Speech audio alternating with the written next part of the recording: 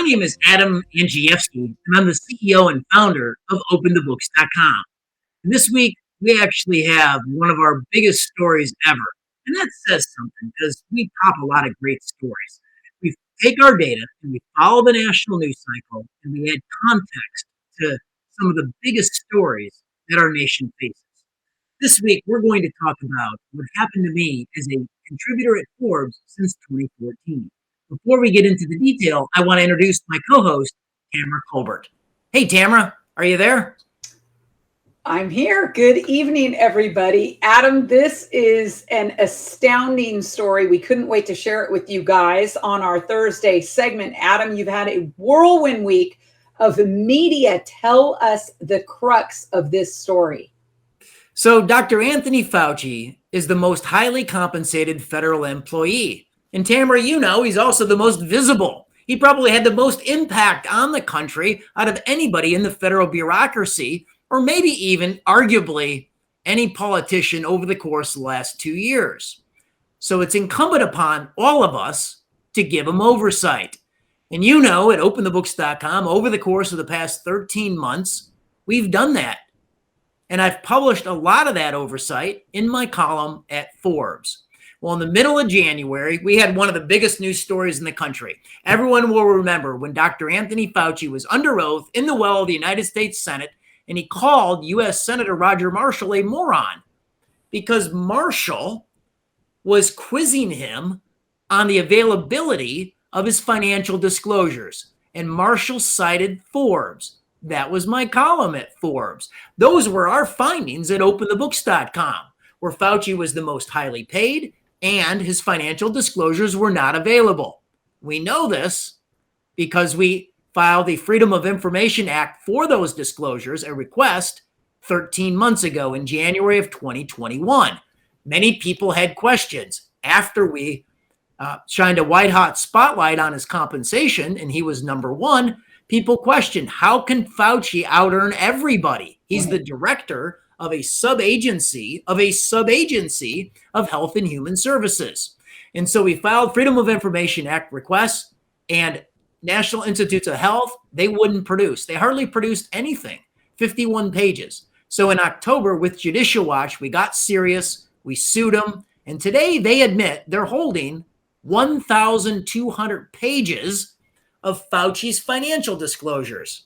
Now just think about that number. A year ago, the last COVID aid bill spent $2 trillion and was only 600 pages long. There's 1,200 pages subject to our lawsuit we haven't seen yet on Fauci's finances. Now, Forbes knew this. They knew we were going after this. And instead of helping us and putting the power of the Forbes platform behind going after Fauci's financial disclosures, they actually went after my column. Tamara, they terminated my column. I mean, the whole concept of freedom of the press, it just got thrown out the window. I know in a couple of your interviews, you've said that the National Institutes of Health specifically targeted the Forbes C-suite. So tell us about how did that come about? And wow, that last article that you wrote in Forbes must have been a heck of an article for them to take this kind of action. Give us the scoops on that. So unelected bureaucrats like Dr. Anthony Fauci, they've commandeered the organs of state power and authority. For example, there's 86 in the data at OpenTheBooks.com. The National Institutes of Health employ 86 public relations officers. 86. It's a total payroll funded by you, the taxpayer, of $15 million. And many people question what they do all day long because, as we know, Fauci is doing all the media. He did 400 media events in the first 18 months of the pandemic. But Tamara, now we know in part what they're doing over there. 6 of their top executives in the PR department, 2 directors, 2 bureau chiefs, 2 of their top PR officers, wrote a quote unquote corrections email with no substantial corrections to myself. And they copied the top executive at Forbes, the chief content officer, the editor of the entire Forbes platform. He's got nothing to do with the day-to-day of what No. contributors like me write. There was only one message on that thing: pressure. And sure enough, within 24 hours of that email, I got a call from my editor at Forbes, who I'd worked with for a long time. And he said that I was barred from writing any more about Anthony Fauci. Tamara, we're subject matter experts. We're foremost in the country. Our research was used in the well of the Senate with Fauci under oath to hold him accountable. And Forbes had barred me from writing about Fauci any longer. For the first time in my 8-year career, I'd put up 206 pieces. I had 17 million page views. Forbes told me I had to clear every topic on a go-forward basis and get it approved in advance. When I tried to do that, they went silent on me, and 10 days later, they terminated the column. So I think what we need to do here, and I know that producer Sejel is going to put this link up for everybody to see it, but that last article that your 8-year Forbes column produced was dated January 15th. That was the last article. She's going to put that up here. That specific article was about the Fauci household financials. And what did Open the Books investigators find out?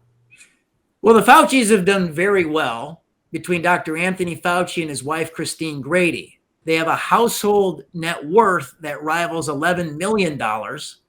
In 2020, the latest year available on the financial disclosures, they had a household income where they made north of $1.7 million.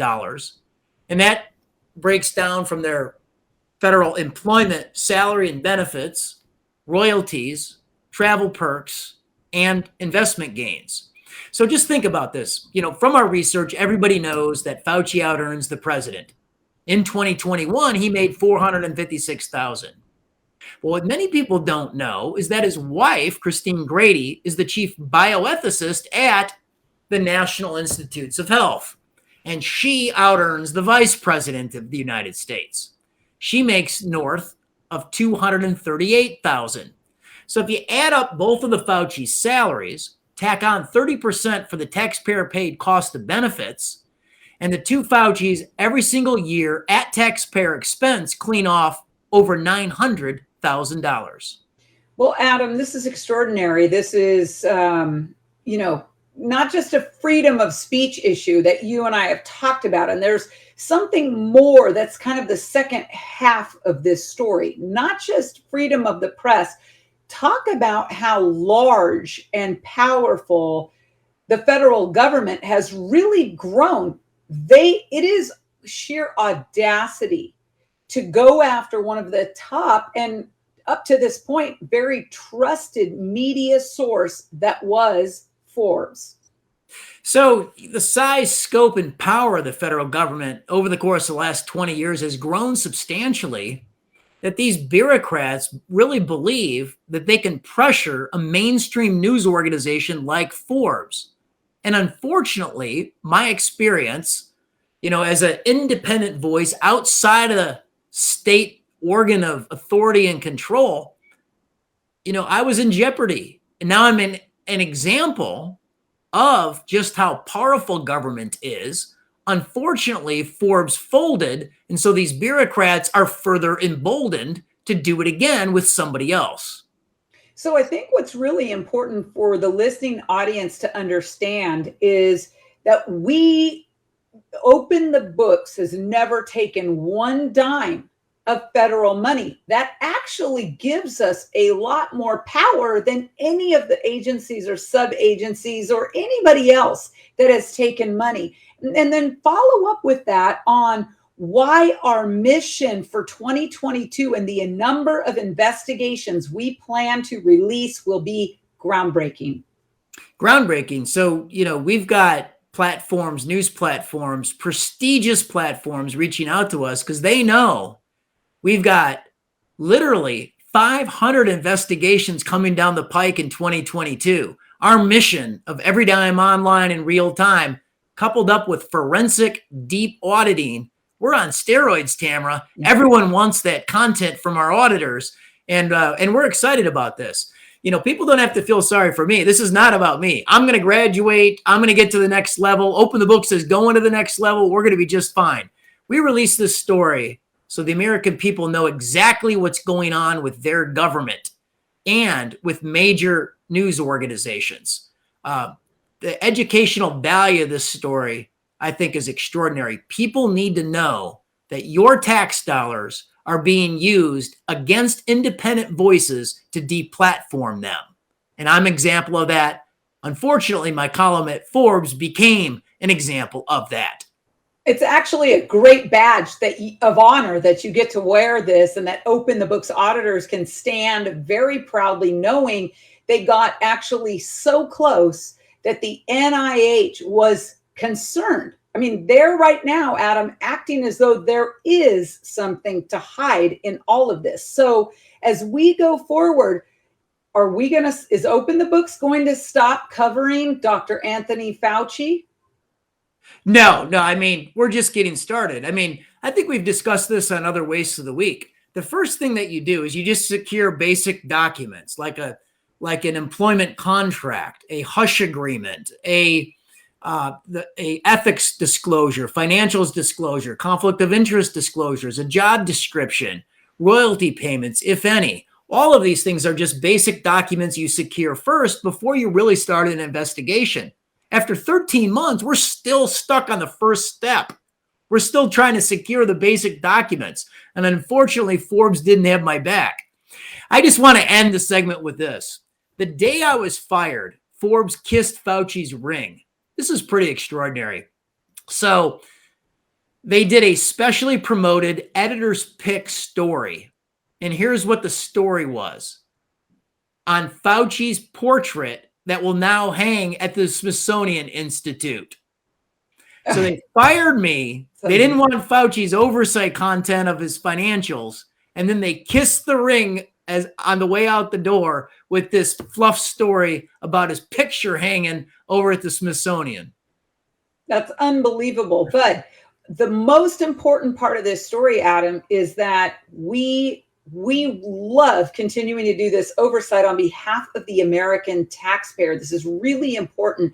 As we end this segment now and look ahead next week, we want you guys right back here, same bat time, same bat place. Adam, what can the average viewer do to support this effort going forward in 2022?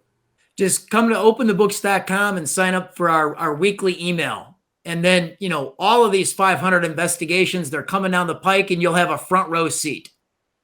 Absolutely. Thank you so much, everybody. We'll see you next week for round 2 of the ripoff of the week. Make it a good one.